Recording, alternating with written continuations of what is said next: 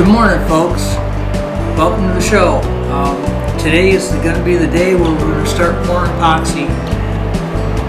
We're going to be using red, flow red epoxy pigment for our color, and we're going to start here, and here, and let that set up.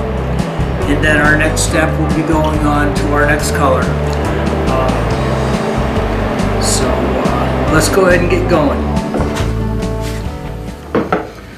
Okay, what we're going to be using here is Stone Coat epoxy. I'm not a sponsor yet. Hopefully I will be later on. I've used this product for a number of years, and it's a two-part epoxy. This is a flood coat, but you can run it up to 1/4 of an inch deep for a maximum layer. It's a two-part mix, 1-to-1 ratio. So whatever your total size is that you need for volume, you just take half of each and then mix it together. What we're going to be doing is we had to figure out what we needed for the inside of here and the 4 areas of the Maltese cross. So what we came up with was a total of 16 ounces that we're going to need for this area here, because we got some art in here that I had to discount from. I figured we needed roughly about 7 ounces in this area, and for these here each we needed about 2.2 ounces. So what I did was I rounded it off to 9 ounces for here to give me a little extra, and this came out to 6.79 ounces. So we added 7 ounces for that, which gave us a grand total of 16 ounces.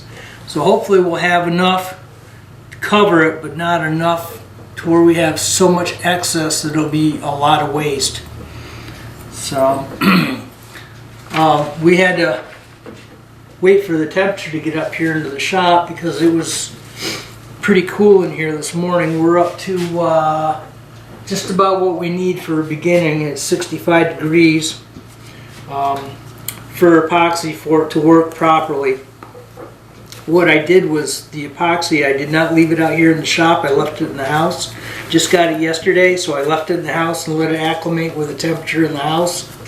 And then I just brought it right out, and then I fired up the heater for the shop. So everything should be all in good shape. So what we want to do first is we want to open this up and open up our part B and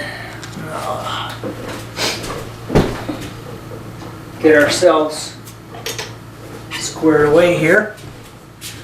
Like I said, this is all new, unedited. So what you're going to see is what I do on a daily basis. There we go. Now we're going to take, now I set this up, I've got a scale here set for ounces. Yeah, I'll turn it on here.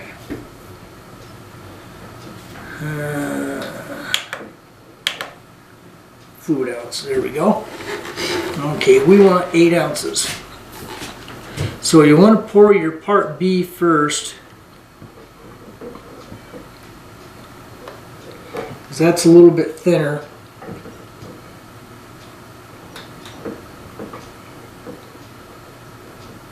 I've used Stone Coat for quite a few years,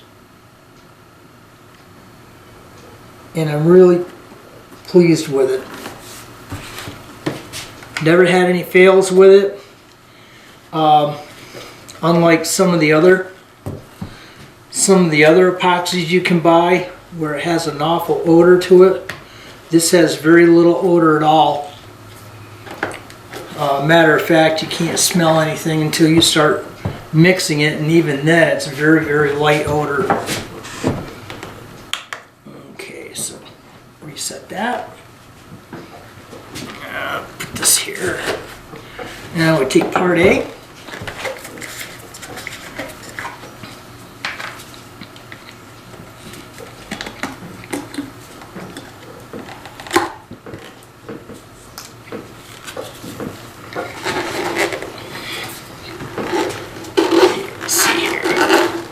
Hard A is a little bit thicker.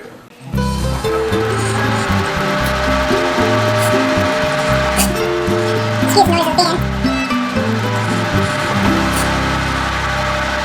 4, 5, 6. Ooh. There.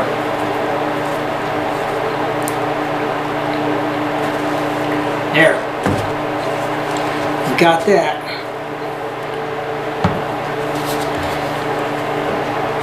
Put our scale away. Now you can use a mixer with this. I prefer just to hand mix it. And when mixing it, it turns cloudy immediately once you first get it together. And you should mix it for about 4 or 5 minutes, 3 or 4 minutes. This has got a 45-minute work time, so it's not like we have to rush with it. But you know when you got the epoxy mixed correctly, because it'll go from cloudy to crystal clear. You can get air bubbles. You will get air bubbles in it. We're right at the minimum temperature for running this epoxy, which is 65. They say 60 to 75 degrees. But by the time we get this all mixed up and we get it poured in there, the temperature should be right. Now, I've seen where some people take and they'll mix the epoxy, and before they mix it, they'll pour it in and then they'll add their pigment, which I guess is okay, but I like to make sure that I have good, clean mitts, thorough mitts with this. Now, as you can see, maybe you can't see here. Well, let's try this. See if I can do it without spilling it all over. As you can see, maybe it's starting to get clear, but now when I mix it, I want to be able to scrape the bottom and scrape the sides. Because without mixing it thoroughly, you're going to get spots with your epoxy to where it will not cure, or you'll have areas that will not cure correctly. So it's imperative to scrape the bottom and scrape the sides and get it all mixed good. This is starting to look pretty good. And I'll even scrape off the stick, because you're going to have parts of A and B in there on the stick as well.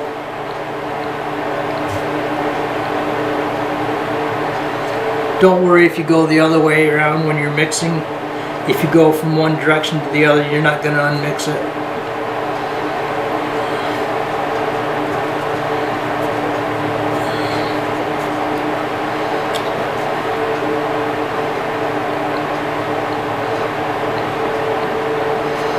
We're going to try to get to a fire engine red color. This pigment that we're going to be using is very, very, very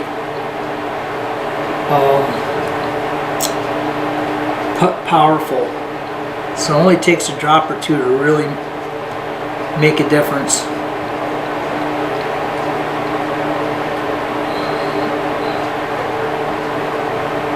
It's looking really good here.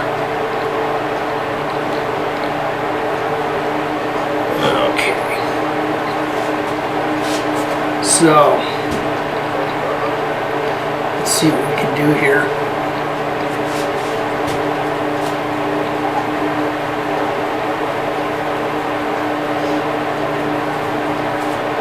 This is called Flow Red Polycolor. This comes from Stone Coat Countertops. And we're only going to put, I don't know if you can see this or not.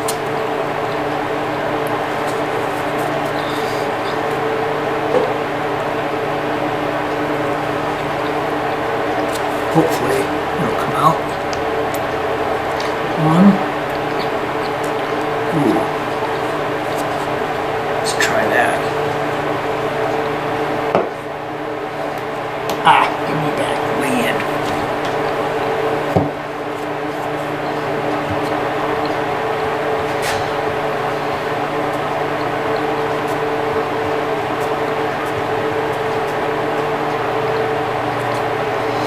I don't know if you can see that or not. It's kind of opaque. We don't want it opaque. We want it, or not translucent. We want it thick, so you can't see through it.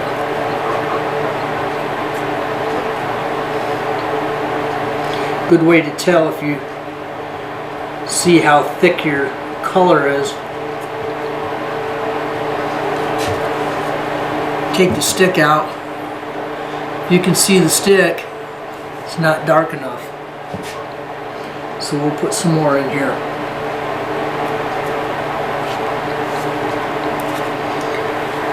Some people have the tendency of putting too much in. Ooh. I, on the other hand, have a tendency of not putting enough in. Hopefully that's not too much.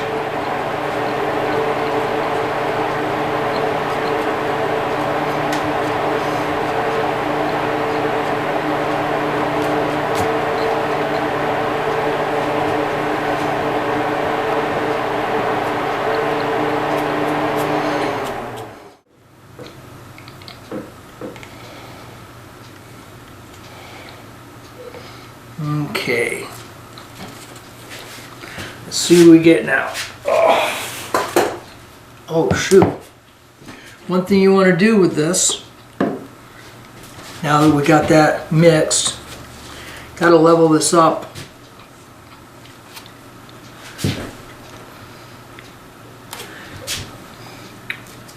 If you don't level it up, you're going to have epoxy running all over the place from one side to the opposite. You don't want that to happen.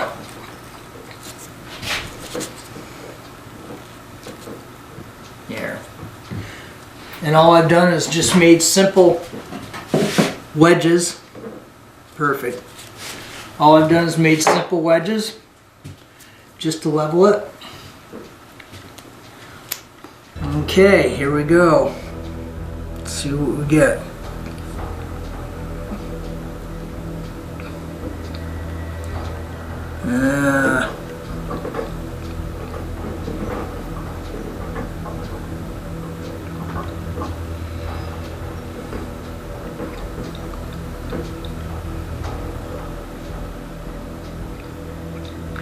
I'm not too worried about getting it over the logo here because, or the router, because we're going to come back and we're going to sand this down for when we do our flood coat. So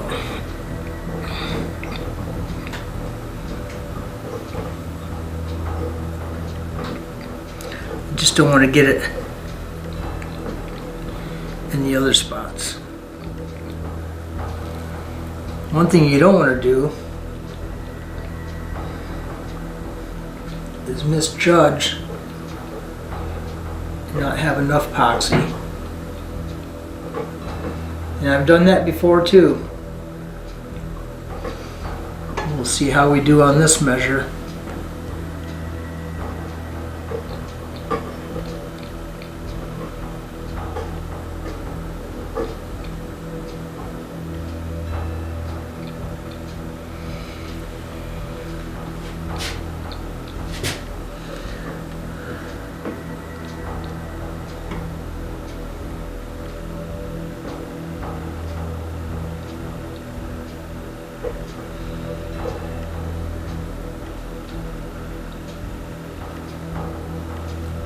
Okay, we'll let that level out there a little bit. Get some more in here.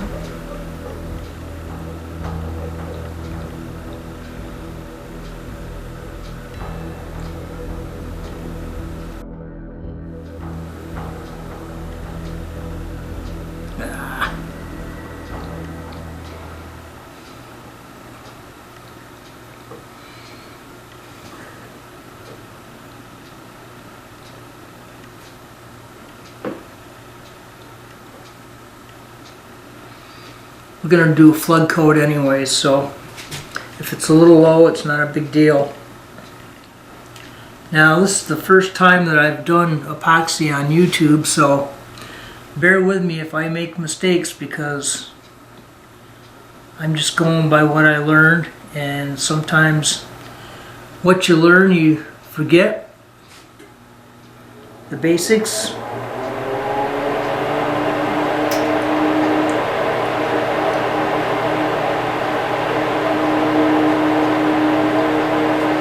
There. If you have epoxy to get it to flow and it's not getting into spots, you can kind of force it. Once the epoxy hits that area, it kind of like says, hey, follow me guys, and it will flow that direction.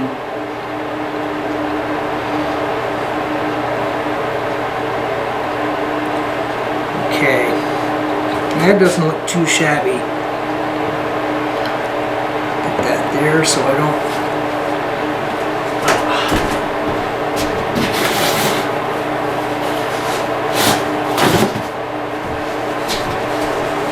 mess up my shop table any worse than what I got. Glue I can peel off pretty easy. Epoxy doesn't come off as easy. We'll let that set for a few minutes. And then we'll come back and I'll show you a couple techniques that we can use to get rid of bubbles. Okay, there's a couple ways that you can get rid of bubbles with this for epoxy, and what we're going to use first is a torch, because it'll do a bigger area, and then the other thing that we use is isopropyl alcohol. So all I do is I just use a regular 1 pound propane torch tank,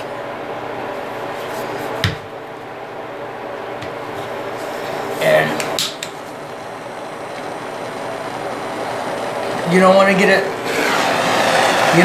too close to it, because if you do, you can cause it to smoke. And all you do is just sweep it back and forth.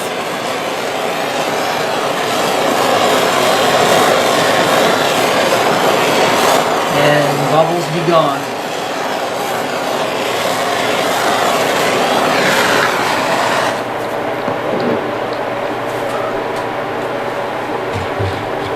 The other option, let me get the camera over here, we'll zoom on the routed.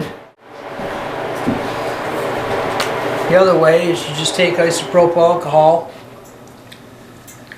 and just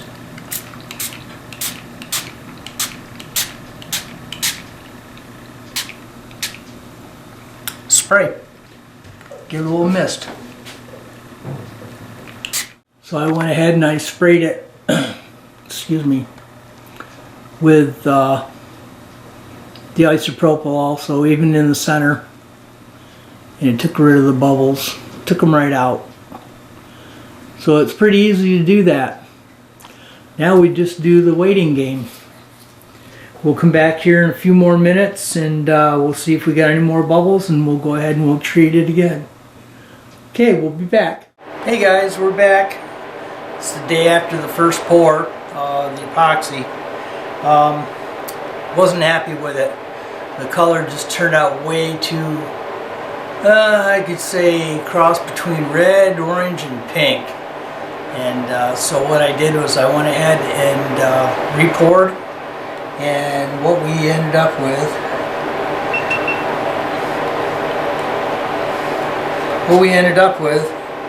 I used a quick coat epoxy, and I went ahead and used cardinal red acrylic paint, and this is what I wanted. This is the color that I wanted, more like a fire engine red. And this epoxy will cure up in about 2 to 3 hours. It's called Quick Coat by Stone Coat Epoxy. And I've used it quite a bit in the past, and we only because yesterday when we poured this, I still didn't fill it right to the top. I was able to add about, maybe 1/8 of an inch in here, so it didn't, we had a little bit of overspillage, but that was because of me pouring it and not being careful. So what I've done is we're just waiting for this to cure up, and once it cures up, I won't be able to do it today. I want to make sure that this epoxy is solidified enough to where I can use the router and go around and route out the stuff that we don't need for our next pour. And on our next pour, we're going to be using a gold dust pigment, and that is going to be actually what I want for the outside edge, and that'll be our second pour, and we'll be going back to our classic pour epoxy rather than the quick coat, because it's going to be a pretty good size area. Then once we get done with it, we will be going ahead and sanding it down and putting a flood coat over the top, as well as maybe something different that I haven't tried in the past that I've always wanted to try. And what better way of trying it than on your own project, right? So we'll come back here in a few minutes.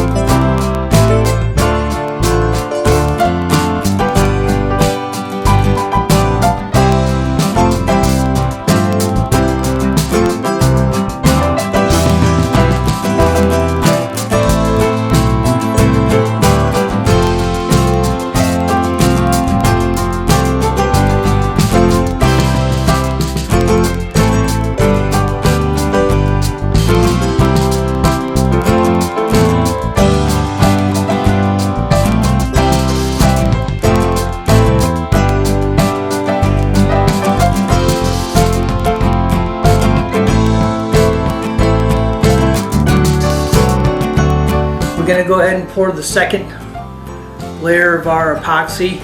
This is going to be the border area.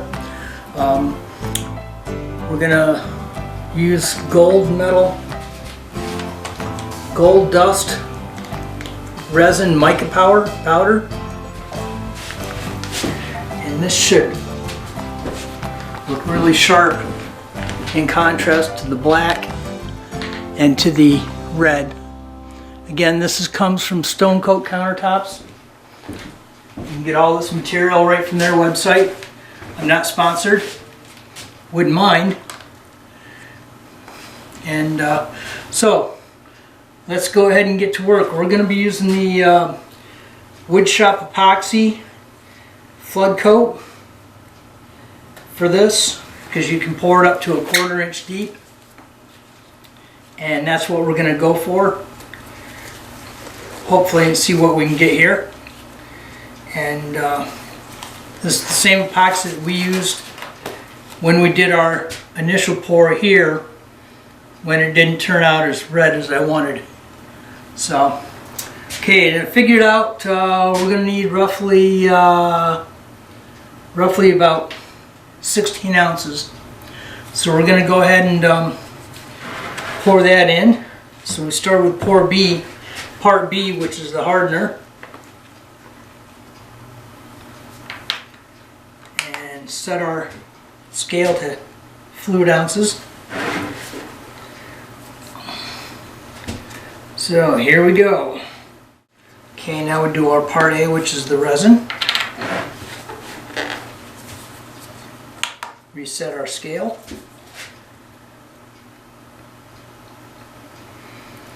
This has been sitting in the shop, so it's got warmed up. So it's going to pour a little bit easier as opposed to yesterday. I had the heat on all night last night, and it kept it. When I came in here today, I thought it was going to be cold. My surprise, it was 80 degrees in here, and everything's set up well.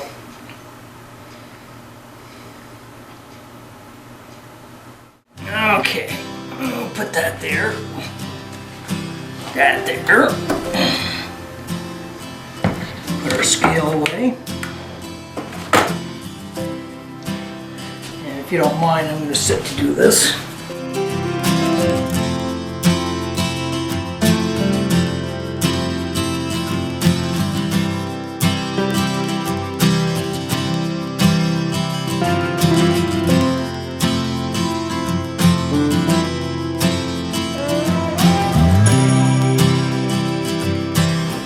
This has gotten pretty clear already. Okay, a lot of air bubbles in there, but that's okay. Okay, I got another mixer, tongue depressor, whatever you want to call it. Now we're going to take our gold dust. We want to be very careful with this because it will fly all over. I know the diamond dust does.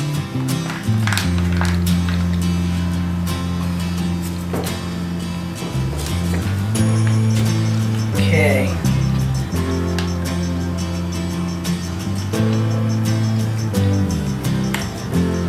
Careful.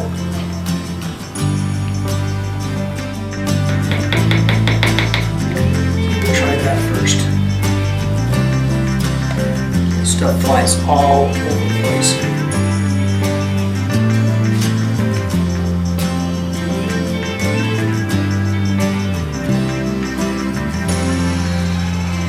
We mix this up so it's not translucent. I don't want it translucent at all. Now with that quick coat, when we mixed it, we had a 15-minute work time. This here is a 45-minute to an hour work time, if I remember right. So we have plenty of time to work with this and play around with it. I think this is going to be what we want for the consistency. I don't know if you can see that, folks.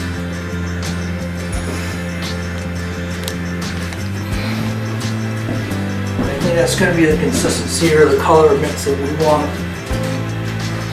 So, tell me what you think in the comments below.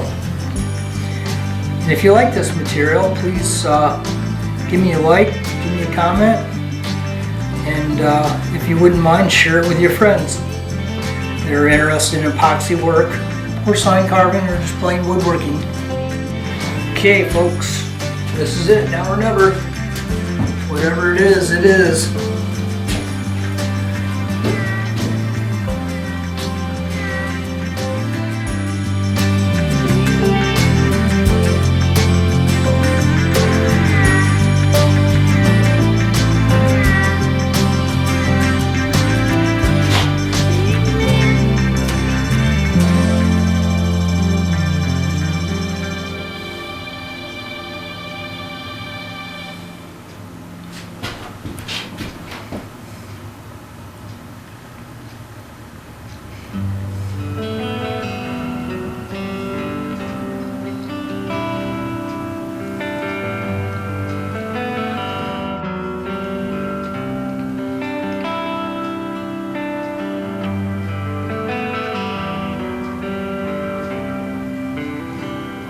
do is just get it in there. And once we get it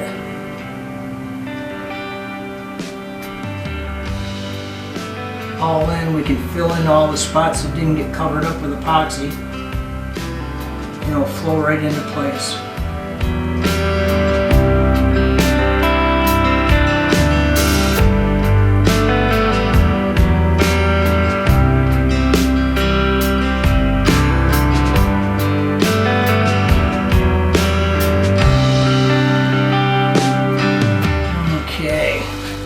Wow. Wowzer, wowzer.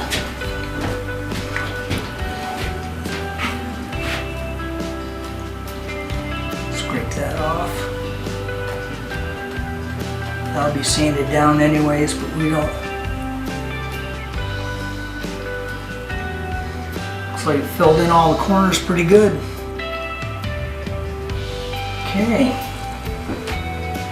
Looking good. There, we called it good, folks. That's all of it right there. So let that sit for a bit. Hit it with a little heat. Take the air bubbles out of it. Here, we'll let you get a closer look of it here. I know it looks a little hard to see with these lights on. I think it's going to look really nice. We haven't hit it with heat yet for the bubbles, but we're going to do that next. I think that's going to look real nice right up there. I hope. Okay, see you in a few minutes.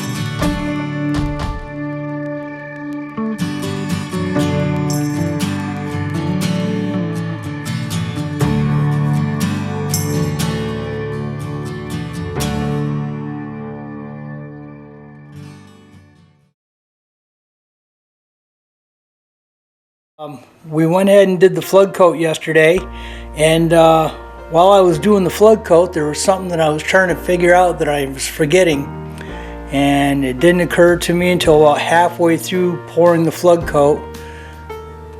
I forgot the camera, and So what we've got is the finished product, and it turned out pretty decent.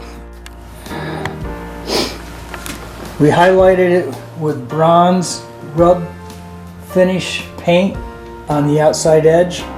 Put a flood coat of stone coat epoxy, clear epoxy, the same epoxy we used for the colors previously. And I think it turned out pretty darn good. So all I've got to do next is put the French cleat on the back so we can hang it on the wall. We're gonna make a French cleat design for the back of this sign to hold it up on the wall, and it's a very solid way of hanging stuff. It's used mainly for kitchen cabinets. It can be installed, or wood shop cabinets. It works very well. So what I had to do is, because I had to find level on this to make sure that the lettering was level, I went ahead and I found my center mark for the sign, and then I figured where it said custom on either side it measured about 9.5 inches. So I went ahead and I found the center of that, drew a line across from 9.5 inches, and that's what we're gonna make for our board. But what we did, or what I did, myself and I went ahead and I put a level on, and I had a helper to look at it to make sure that the line was level and the sign was level with that bubble, and it was. So I lucked out. And so what we're gonna do, let me spin this around. So what I've done is I've laid out my board, and from here to here is going to be 5 inches wide. And then we're going to cut that at a 45-degree angle, and that will be the part of our cleat.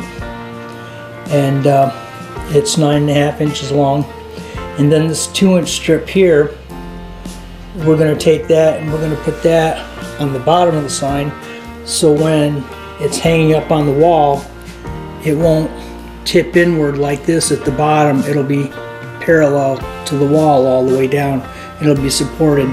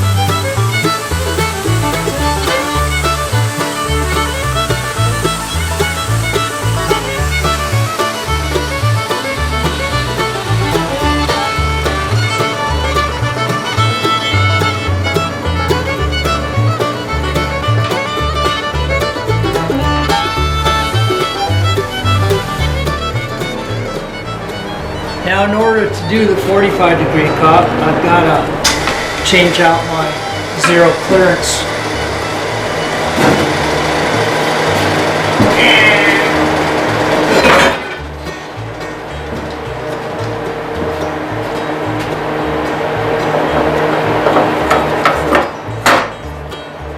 Put this one in.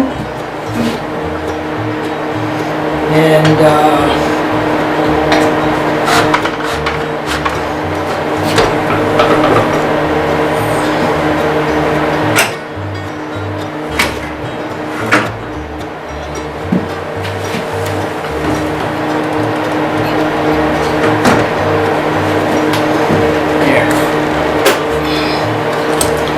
Now we gotta measure 2.5 inches.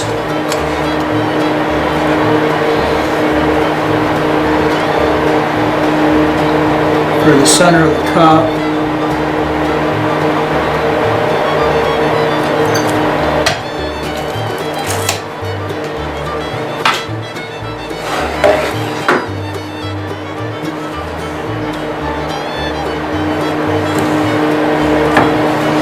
Make sure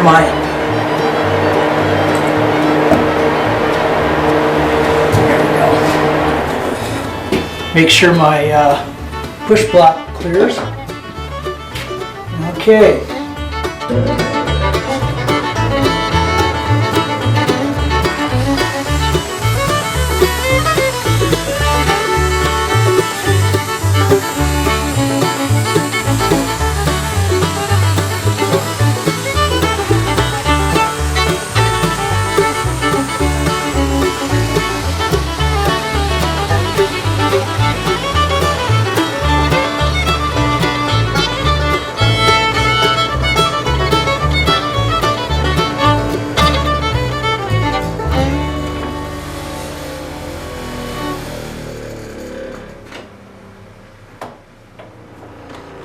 Good safe practice.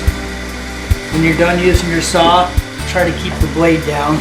That way you don't have any accidents. So if we put this together, it should come close. I'm off by about 1/4 inch. 1/4 inch for a lip there. If you do it right. But it's not going to hurt anything, it'll work. Okay, we got our pieces cut the way we want it. Now there's a certain way it goes on, and if you don't put it on the right way, it's not going to work. So if you take this and you put it to where you have it angled as such here, and you put them on, you can put them on backwards, and what will happen is it'll slide right off. You're going to use this box as an example for the wall. Let's say this is going to be your cleat for the wall, and this is for the sign. Put it on, and guess what? It's not going to work. So what you got to do is reverse it. Make sure, it's very important that the bottom, or what's going to be on the wall, is going to face toward the wall. And the sign, it's going to have the wedge on the inside, so when you put it on, there you go. And that's how it's going to hold up. Okay, we're going to go ahead and drill a pilot hole here, middle, and on the end here. And we're going to countersink it just a little bit. We're going to be using 1-inch screws.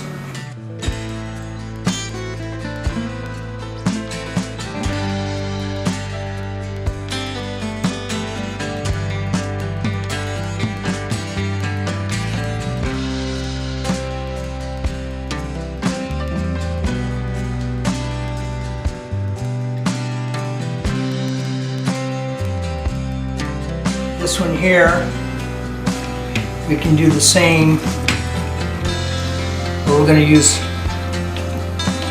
a little bit thicker, longer screws for this, for the wall.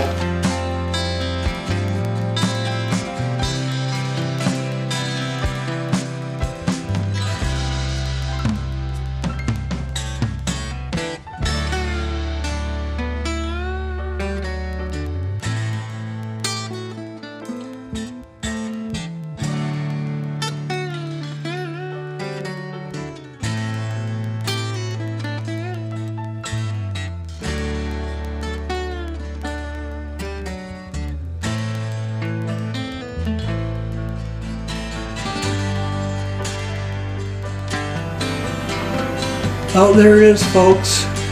All done. Turned out exactly what I wanted. So I think it's going to look pretty nice up there. Have a new home, new name. And this is dedicated to all the firefighters around the world, the U.S. If you're a firefighter out there and you want your department to be known, give me a shout out on my email, customrouted signs@gmail.com, or you can put a link, a comment below, and I'll make sure that I give you a shout out. Okay folks, this wraps it up. Have a good one.